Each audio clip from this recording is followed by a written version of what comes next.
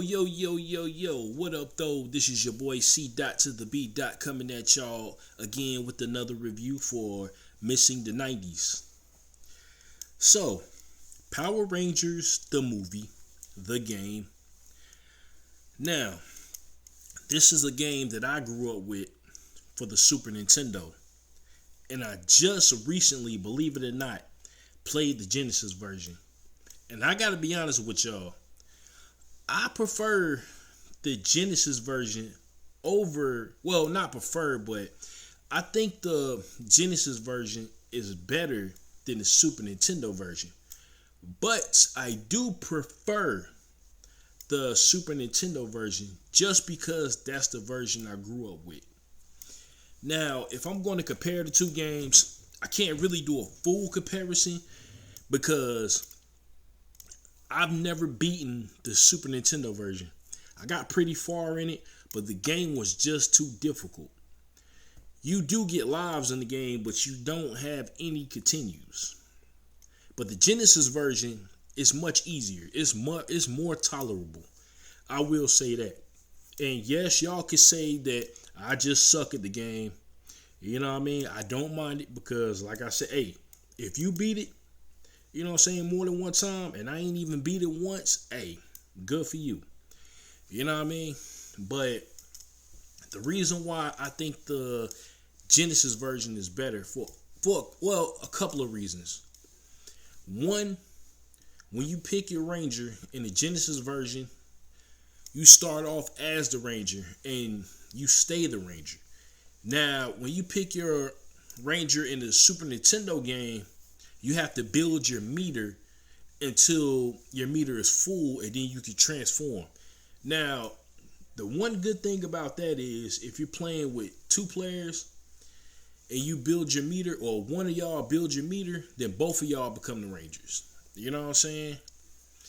I'm gonna also say this too. I beat the Genesis version numerous times. You know what I'm saying? And like I said, I never once beat the Super Nintendo game, so I can't, dang, I wish I could, compare the two fully, but I know I sound like a broken record right now. But the second reason why I think the Genesis version is better, it's kind of a nitpick, but I don't know, some of y'all might think it's a flaw, you know what I'm saying? So with the Genesis game, you can simply use the D-pad to move up and down. You know what I'm saying? Like almost every other beat 'em up. But the Super Nintendo game, you have to press R, you know what I'm saying, to jump up. R, it's like L and R, I believe, but R, you know what I'm saying, to jump into the background and then come back to the foreground. You know what I'm saying? I thought that was kind of crazy. You know what I mean? But I don't know. Like I said, I feel like the Genesis version was much easier. And also, you can't forget about the fact that the Genesis version had the fights with the Zords. You know what I'm saying? You fight bosses in the Megazords or the Ninja Zords. So, for some reason, I always thought the Falcon Zord was the dopest, and the Falcon Zord is what I'll always use to fight. You know what I'm saying? Unless I couldn't use it, but I don't know why. I like using the Falcon Zord. I felt like the boss fights were a little easier with it as well.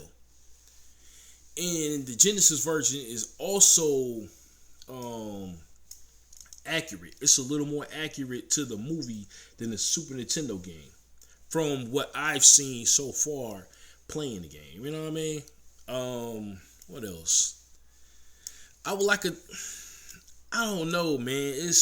I wish I can get further in the Super Nintendo game, man, but where I gotten, I just can't get past that. Unless I get on YouTube and, look at gameplay for it and all that, but I'm trying not to do that because I don't want to, ruin it for myself. Like, spoil the rest of the game for myself. So, sadly, it's just a limited comparison. But I want to tell a side story for a minute. Now, this doesn't have anything to do with the games, but it has everything to do with the franchise. So my mom's back in Christmas in 1995 and 96. I don't remember. It was a long time ago, but she got me the Megazords. I mean, not the Megazords, but the Ninja Zords, right? And that's like one of the best things I've ever gotten. I had all of them. All of them. And so I had them maybe for like a half a year. I know I didn't have them that long, but I remember one day I went to school and my sister, mind you, she was like 2 or 3 years old at the time. You know what I'm saying? Maybe 4, depending, because like I said, I can't remember if it was 95 or 96. But I remember I came home from school one day because she went out with my mother to run errands and everything like that. And she took my toys with her. And so when I got home from school, all I saw was the crane. You know what I'm saying? And that shit, like, I'm sorry, excuse my language, but that really pissed me off, man. So, like I said, I understand she was very young and kids tend to lose things, but back then I just didn't understand. You know what I'm saying? I couldn't understand. You know what I mean? Because I'm like, yo, I had all of them. Now, if I would have still had them there, I would have still had them now. Because I'm one of those guys, especially now, who appreciates everything I get.